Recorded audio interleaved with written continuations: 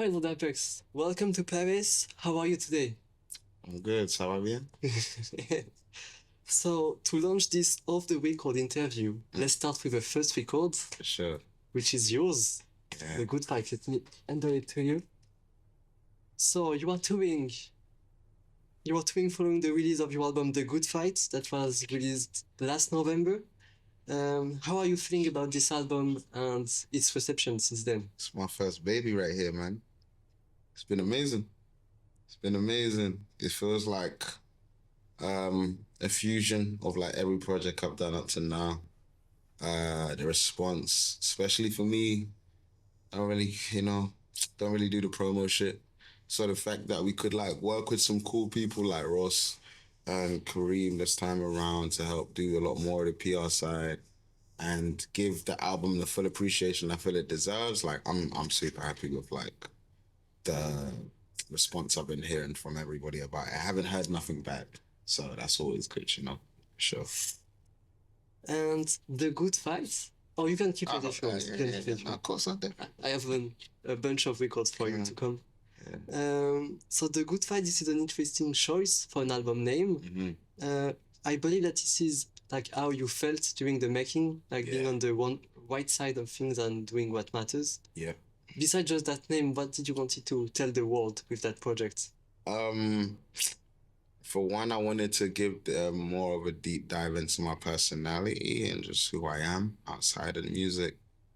As personal as I am in my music, I still come from a very strong like Jamaican background where it's like, yo, people are too now. That just means like you want to know too much, you mean? So growing up, we won't really put information out there. That's private business. So I try to be a bit more vulnerable, dive into more things I haven't spoke about before. But for one, it's supposed to be the energy. You know what I mean? Any artist, their first album, that's the one you remember them for. That's the one that, is probably their most hungriest. Because once you get to your third, second album, you got money. You ain't really as hungry. So I'm saying, I got little money, but I'm hungry. So that's the energy. So I put all of that into this. I never even like re-recorded. I don't rewrite verses. I'm too cocky in my own brain. So this was the first time I was like, nah, this verse is okay, but it can be amazing. Cut the whole shit. Rewrite. So I was on that one. I challenged myself to be better than myself, this one. And I feel like it paid off. And then just to have all of the producers that we did have a part of it was just like the icing on the cake. I'm definitely thankful for everybody I got to work with on the album. Yeah. And talking about how you produce like with one take and not no rewriting as you just said. Yeah. I know that you're known for being really productive and doing a lot of EPs, etc. I got a few on the drop for this album. Yeah. Was it different? Like how long did it took you end to end? If I'm being real, probably like 8 months. Okay. Not long. Really not long. It was just a stretch of throughout our journeys we was building that beat. So what was different with this album as opposed to just getting them sent in?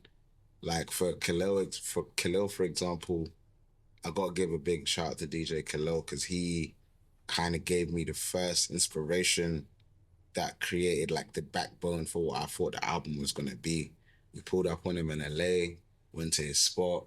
He played me through like how many beats I don't even know. I'm just sitting there smoking like, yo. He's like, you want this one? You want this one? And I'm greedy, man. So like every beat I had, I'm like, yo, yes, give me that, give me that, give me that. So I left there with like 12 beats, went back. We done Dial Tone. I think, what else did he produce for me? We done Mise en Scene. Yeah, was it just them two?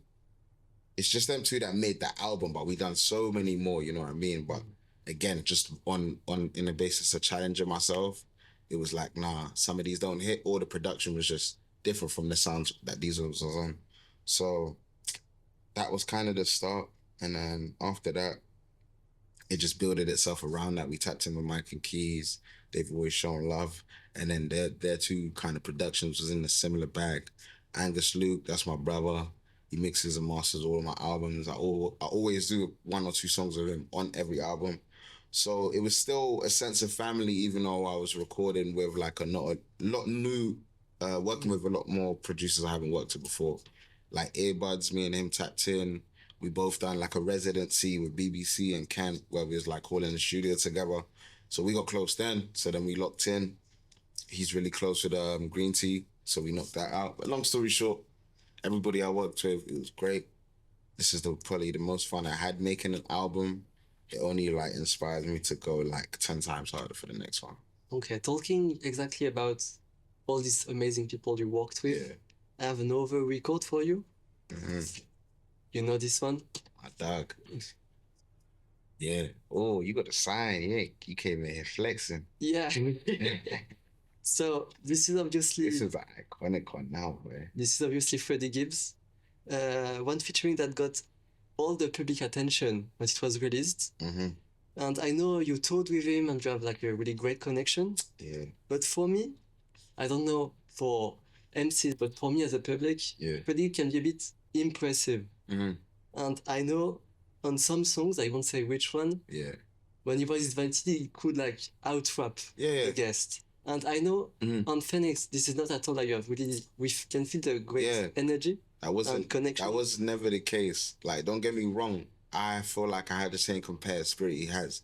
So if I came to with a song in intentions of like, yo, I'm about to out-rap you, trust me, it would not be Phoenix. Phoenix was about like speaking on some shit. We all know that, you know, that what's it called? The definition of like a phoenix rising out of the ashes and all of that, you know? So it was more based around that, speaking on things we've gone through and just how I can say that from my point, but then getting the verse back, it was like he stayed on that. He could have just done anything he wanted to, but then I felt like he really fucked with the track and just again showed his heart on that shit and just spoke on some real shit. So it makes the song way more meaningful for one, because I knew he like really like penned some meaningful shit where it could have just been like, oh, just give me a quick Freddie verse. Your name's Freddie, it's gonna go crazy. But I feel like we did, I could say we built up some form of rapport when we was on tour. Like we showed mutual respect for each other and I played my part. I done what I was supposed to do, so support, fuck it up, getting ready for Freddie. And we done that. So by the time it was ready to like reach out, it was like genuine. It was like, yeah, no, I'll knock it out, no worries, give me 2 weeks. So definitely shout out to Freddie Gibbs again. Yeah. Yeah, so no competition. No, never, never. Trust me, when that comes, then we'll know, because they'll be tweeting by it like, oh, who was Bell? It's not the case right now. I want to talk about another featuring, which is Mavi. Yeah, shout out to Marvy. Thank you again for fucking jumping on back outside, man. And his album is so iconic. It's crazy. It's actually crazy. I show it some respect. Let me line it out properly. I feel like this featuring got a bit less attention than Freddie, but for me it's super important because Mavi really represents like this new rap scene of independent artists with like new songs and really positive vibes. Yeah. Do you feel like you're both part of the same scene, and how would you describe it? I would say definitely, because how I came across his music is literally just from my fans, like, and I guess the hip hop community that I'm I'm kind of not in, but because I got a lot of hip hop fans, you just kind of end up in the community of everybody talking about the new raps, the new. So I could just be minding my business. I go on Twitter, oh, new Armand Hammer album, new Sky Zoo. So I'm like, my fans keep me tapped in. So I just came across his shit one day, and again, like myself, I love art and actual art. So when I seen the actual art, I was like, okay, I've seen this post. I've seen the cover art like 50 times now. Let me tap in now. Let me see what it's about. When I listened to it, first listen was like, wow, really like, yeah, the sun's up.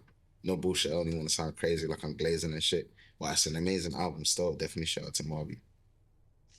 I ain't even peep, you got that sign too, right? Of course. You know I'm going to have to sign this before I leave, you know what I mean? Come on. And you talked a bit about the production. Yeah. So to talk about that, I have another record, but this time is yours. Oh, okay. Yeah, Cookin Soul of the Strength. An amazing record with Cookin Soul, an amazing beat maker as well. This one is definitely. I'm not the guy to say a project's underrated. I would say it's one of those where I feel like it'd be appreciated a bit more down the line. But this kind of in the same token as The Good Fight, like Off the Strength was just kind of representing like, yo, people see me do these crazy collabs, people see me do this stuff, and it's kind of crazy for the level of artist I'm at, but it's all mutual respect. Everything I've done, anything crazy you see me do, is off the strength of people fucking with me. It's off the strength of my music's actually good. It's off the strength of respect. So I felt like Off the Strength was a perfect one for this. I came across Cookin Soul like when he dropped his project with Larry, and told myself like I want to do a Cookin Soul tape. So when it happened, I was like, yeah, bro, shit, Off the Strength, like it's natural. It was the feeling in my soul already. Like that was my mantra at the time. Everything was just off the strength. You know what I'm saying? And so we are really used to see you collab with one producer on one album or one tape. How was it for this album? Why did you choose to have multiple producers? I think that's, for one, that's always gonna be something that's a part of my career, because I enjoy creating soundscapes. Like, you know how you got game developers, they build worlds. Like I kind of look at the one producer, one rapper tapes as like building a world. So when I'm doing those sort of projects, the sole purpose is we're experimenting. You're not supposed to like every song on here because we're trying some new shit. You know what I mean? Even me, and Cookin Soul. No, there's some songs on here I'm like, but it was in the sake of experimentation. So we just had to see where it went. So whenever you see me do just like one producer, one rapper things, it's always like I'm trying to formulate a new sound or just push the sound a bit further. And it's always, of course, it's homage to Doom and Madlib. And seeing them projects when I was growing up, you know what I mean? To go even further back, you got, what's my boy? You got Guru and Primo. Okay. So yeah. One. You got Pete Rock and CL Smooth. Yeah, I'm tapped in. Yeah, bro, it's one of those. So it's always been a thing that's for part of hip hop. And I think it's always beautiful to see them blend, you know what I'm saying? So I want to keep that spirit of hip hop alive. So I'm always going to have them sort of projects for sure. Okay. Yeah. And as we were talking about production, you see the next record, so you know what I'm going to talk about. Yeah, it was a perfect transition. I must talk about Madlib, of course. I got to buy a new one of these. Like, my one's kind of fucked up right now. You can never not buy it. Like, it's always a good purchase. And I will find like a rare one or something. So Madlib is behind the first track of your album. Yeah. And how was it to have him on the album? And did you have like multiple tracks together on the vault when you created this? Yes. That's what's beautiful about it. I probably got like 4 in the vault with Madlib. So amazing. Yeah, I was already living the dream when we dropped Smoke Sessions 3, because like I got 2 beats for that. They just didn't end up making it, but I'm like, I got the beats. That was the mission. So the mission was complete. But then again, like, beautiful moment. I don't even remember where me and Max was going. I think we might have been going to Lisbon, and we're in the airport, and he's like, "Yo, look at the email. We just got 2 more beats." I was like, "Whoa." Locked it in. But then again, I was like, okay, I don't want to fall victim to the pressure of it being, okay, this is Madlib, we gotta go crazy. And no cockiness on me. I rap amazing. But again, in the purpose of, let's do something new, I wanted to approach it differently. That's why I wanted to go way more with the like melodic on the hook, and like have a hook that's like meaningful and memorable. So I wanted to take that approach and make it a full song instead of just like the shit we love. Like, I could have took the accordion approach, rap straight for a minute, a half, just bars, no, you know what I mean? But I wanted something structured. And that's probably because the ones in the vault, I done that. Like, I barred off in this. And, you know what I'm saying? Don't worry, we'll figure out how the ones will come out still. But can't wait to listen to that. Yeah, bro. Again, like, unlimited thank yous to Madlib. You know, I think I'm going to meet him in a few months. So I'll let the world know how that goes. But again, I wouldn't be here without this vinyl. Shout out my homie Jeff, because he bought it for me when we was younger, when I got my first vinyl player. So shout out to you, Jeff. But yeah, this album shaped a lot of me, man. In terms of just, I didn't know. When you listen to music through a commercial ear, then you'll fall victim to believing that everything that you hear them do, song structure-wise, in these songs, is what it's supposed to be. And it's the rules, and it's the like status quo. Whereas I went from listening to those sort of songs and albums to, again, hearing like Meat Grinder. And I'm like, you can do that. Like literally like a moment like, oh, you're allowed to do that. I didn't know. I didn't know you could just rap for a minute and then cut it off and then switch the beat at the end for 10 seconds. You know what I mean? Yeah. Like, literally like as bass level as it sounds. So he let me know, oh, you could break rules. And then it's like, yeah, you're the villain. It makes sense. Like, so his whole, everything, man. I give it up to Doom for sure. Even just putting samples in songs and shit like that. He taught me a lot of the game. You know what I mean? I have another special record here. Yeah. Because... Oh, I don't know what that one is. Oh, I do know what that one is. Yeah, yeah. Because we're in Paris. Yeah. I'm French, obviously. Yeah. And you have a relationship in France because you have a featuring in France. Mm-hmm. And I'm glad to have the record here. Oh, I'm glad you got it, man. Of yeah. Monica. Yeah. Can you tell us a bit about this was a beautiful this French connection and what has been? I loved being a part of this project because, for one, I was really amazed by how he incorporates the art into his music. Like when he sent me the record, there was a few like comic strip kind of things he done. And that's something I've always wanted to get into. Like I started working on this comic, but like I'm not the best drawer, so it's like it's been a few months process, but that's something I aspire to do in the future. I know that's like a 20-year thing. But again, just seeing that, outside of that, like I love the music, I love the character aspect.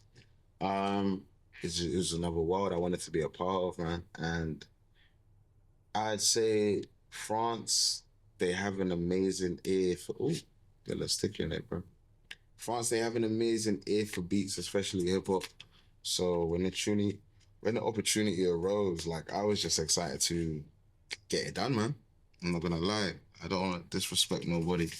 It's not disrespect, no, man. Actually, so this is a bit of a lo-fi chill-up sounds. Yeah. And you were a bit known for this lo-fi chill-up sounds. I checked your Genius again this morning, and this is like... My Genius? Yeah, on your Genius. You know what's crazy? This is still... One time I asked Genius, can I have access to my account? And they didn't give it to me. And on your Genius... So Genius, if you see this, give me my fucking login, bro. This is written that lo-fi chill-up is still your signature sound. How do you feel about it? It's not. Anybody that says I'm lo-fi has not been to an Apex show.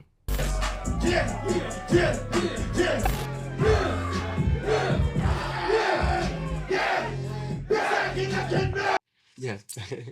Ask the people in the mosh pits if I'm lo-fi. 1, 2, 1, 2, 3,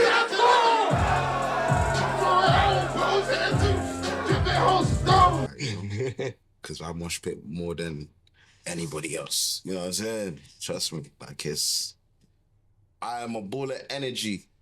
I just so happen to be smoking while I'm rapping, so I might sound a bit more melancholy. However, when you catch me in person, I might just try to backflip. I can't, but I might try because I'm energied up. You know what I mean? So that's not the case, man. I'm still the kind of guy, like I don't skate, but if my homie pull out with a skateboard, I'm on the skateboard. Like I'm trying, I could ollie. I might try hit a couple kick flips and that, but I'm a ball of energy, bro. Yeah. So everything but the strength. Again, going back and listening to certain music, I'm like, I get it. Like I get it. You know what I mean? There's a lot more people that like don't want to speak on quote unquote like sad, depressing, gloomy shit. You know what? It's a part of life. So I feel like when I go through that and I speak on that shit in the open, it's easier to deal with instead of, no, my whole persona is bravado, big muchacho man, and now strong, no emotions, there's no penetrating places. And then when you get penetrated, now you're freaking out because it happened the first time, but it happened 10 years in. Whereas because I've been comfortable with my shit the whole time, we should never get a freak out moment. Why? Because I'm standing on and expressing all my emotions because they're part of my human anatomy. You know what I'm saying? Everybody gets scared because you're wired to. Everybody gets nervous because you're wired to. There's people gonna tell you that don't, but that's just the internal dialogue. Oh, I'm nervous right now, but they ain't gonna say it out loud. It don't change the fact that you felt it. So I don't think it's weird to feel emotions. So I'll say, yeah, it's lo-fi. That's cool. It's all right. But ask me again in 2 years if the music's lo-fi, and it's not gonna be the same. For the next two questions, I have a challenge for you. So I will have two records, and you will have to choose the records. Mhm. There is a question behind it, and the one you don't choose, the question is lost, so you won't have it. Damn. So choose wisely. So the first dilemma between two questions is between Kanye West, That's Registration, Why would you do that and right Lil there? Wayne, Why The would Carter you 3. do that? So which Oh. question do you want? Why would you do that, man? Oh, bro, that's a crazy one. I wouldn't be me without both of them dudes right there. And it sounds weird. I have a baby picture that looks exactly like this Carter picture. Like, I had a little baby afro. So I always resonate with this album. But I wouldn't have the Smoke Sessions series without Lil Wayne. Because I told myself, like, I was a big mixtape fan. I've listened to every Lil Wayne mixtape in existence. You know what I mean? I got them all on my hard drive. So when I listened to the dedication, I was like, I want to have a series for like, I want to be like one of them rappers. I grew up on a lot of mixtape rappers. So even how I structure albums still, it's more mixtape based than, you know, album based. But again, nah, gotta go Ye. I gotta go Ye. I love Wayne. Wayne's always gonna be the GOAT, but I gotta go You Ye. cheated a bit because you answered a bit of the Wayne question. No, I just gotta be like, I wanted to just like explain my connection to it, you know? But yeah, but I thought you would choose Wayne. So I'm a bit surprised. Yeah, me too. So the question, Sorry, Wayne. Sorry. so the question behind that I still won't work. is that on your album The Good Fight, there is a song called Mama, Yeah, and on Light Station there's a song called Hey Mama yeah. that I think is a Direct inspiration. I tell you right So- off the bat. Direct inspiration. Can you tell us about your relationship with your mother and how it can affect your Yeah. music? When someone gives you your wings and gives you the freedom to just express yourself, especially how, you know, they may be like, oh, in black household, mom's is strict. It's nah, you don't do this, don't do that. My mom's always given me the freedom to express creative wise. So when it came to music and me telling her that's what I want to do for in a career, before it became a thing and these are actually tangible, when it's just like I'm getting put on like little blogs like here and there, you know what I mean? Zombie Groove and shit like that, SoundCloud, still posting songs on Facebook. It was like she allowed me the freedom to, for one, the first move she done was like, okay, take a gap here, work on the music, see how far you can get with it. If it doesn't work, like, you know what I mean? Go find some work. So cool, done that. Within that year, went from like getting like few 100 posts to start getting blog posts, and then it's bigger blogs, and then it's like, okay, money's still not coming in, but it was moving. So then by like the next year, we was doing like, shout out to Seshi, we was doing like Rich Mix shows, we done birthdays. So I started to get bookings, so it started working out. But again, because my mom gave me them wings, I'm always gonna make sure I show her that appreciation. And I'm a big Ye fan. So I loved how raw he was in terms of like bigging up his mom. I feel like there's a lot of artists that wouldn't be here without their mom, obviously, genetically, scientifically. But that aside, like even on a spiritual level, it's like she gave me that freedom. And because I'm so real, because Jamaicans love their mom so much, I'm gonna make sure on my first album, which feels like the first time you're expressing yourself to the world, I want to show the people I love my mom. You know what I'm saying? That's it. I got love for my mom. I wouldn't be here without her. That's simple as that. That's not no, nah. Nah, I got the best mom in the world, bro. You know what I'm saying? I don't even see her as much as I want to because I'm always working. But, yeah, I wouldn't be here without her, so I had to show that appreciation. But then it also just ties back into the love I had for Kanye growing up. He's always been like one of my favorite artists, like full round, not even just like rap, you know. I have the second dilemma, which is a bit more underground. So it's between Smoke Dizza and West Side Gun. Which question do you want? I want the Smoke Dizza question. Smoke Dizza question. Smoke Dizza question. Because I always, I love Dizza, man. I grew up on a lot of Dizza. But I've always wanted to know the story behind his name. Because I love RZA's name. So when he took the Dizza, I was like, that shit's fucking But again, I smoke rapper. So he's like a pioneer for the sort of things that I do and I'm into. And then this is some clean shit. Shit look like some polo. Smooth as fuck. Yeah, the track list Harry is amazing. Fraud? Yeah, you have Schoolboy Q. I ain't even seen this. I'm never gonna lie. I ain't seen it, but I'm gonna listen to it tonight. You know what I'm saying? And so I beat you. First and How the Third's on this, boy. Yeah. You know First and How the Third? Yeah. Big Polar collector. He's crazy. Okay, sorry. Go on. And I think you guessed the question behind this. Yeah. This is Smoke Design, which is featured on your Smoke Session 3 album. Yeah. There's still a cigarette on the Good Fights cover. Mm-hmm. There's a lot of references. Can you tell us why is this so important for you, and is it still important in your class today? So you know what's funny? And I don't even want to give too much away. I can't because I don't remember his actual name. But the painting that this was referenced by, the famous painter who does them, was a very heavy chain smoker and would incorporate that in a lot of his work.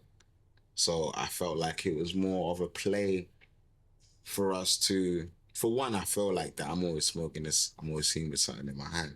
But it was more like a reference to him and smoking something I do. It's been a part of my family, it's been a part of my culture. I don't feel no way, but I have enough music and I'm confident enough to be like, this ain't all lit. This is just, you know, I started rapping at 16, bro. I came in on some like weird shit. Like, I'm looking at them mixtapes, I'm looking at Currency. I smoke. I'm like, that's it, that's the vibe. I told myself early on, I'm okay and content with being a smoke rapper. Why? Because outside of music, I love to smoke. Yeah, like I would have been a fucking activist and gone to trial. All of that shit, legalized. I was really on that shit. Super on high times every day, really kept. Oh, we're legalized today. Oh, what laws got passed? Oh, what? I was in there. So I looked at it different from everybody else, where it's just like, oh, you're just a smoke rapper. Whereas I feel like if you're a real listener and you listen to my music, you'll tell that it's something I do, but I speak on so much more realer topics than just smoking. Yeah. Like I speak on what I go through in a day. And in a day, I'm picking up weed at some point. That's just the real, you know what I mean?